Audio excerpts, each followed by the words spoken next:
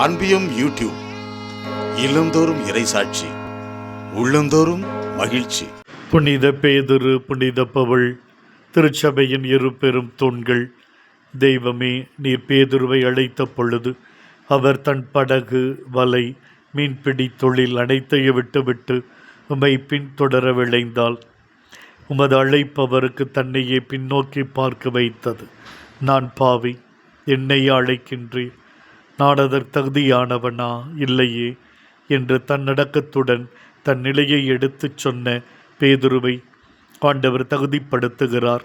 நீ பாறை, இந்த பாறையின் மேல் என் திருச்சபையை கட்டுவேன் என்று தகுதியில்லாதவன் என்று தன்னை கையளித்த அவர் ஆண்டவரால் தகுதிப்படுத்தப்படுகிறார். ஆனால் கடைசி வரைக்கும் நான் தகுதியில்லாத என்கிற நிலை இருந்தது. பேதுரு தன் வீர மரணத்திலும் கூட அந்த தகுதியில்லாத தன்மையை வெளிப்படுத்துகிறார்.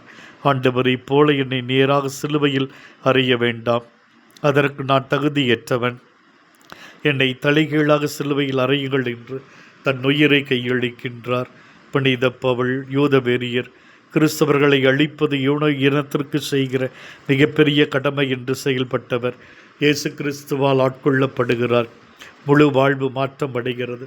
வாழ்வது நான் அல்ல, என்னில் இயேசு வாழுகிறார் என்கிற எண்ணம் இந்த இரு பெரும் தூதர்களிடத்திலே நம்முடைய திரு அவையையும் குடும்பத்தை ஒப்புக் கொடுத்து ஜெபிப்போம். ஆமேன். இந்த அன்பியம் யூடியூப் சேனலை நீங்கள் ஷேர் பண்ணுங்க, சப்ஸ்கிரைப் பண்ணுங்க, லைக் பண்ணுங்க.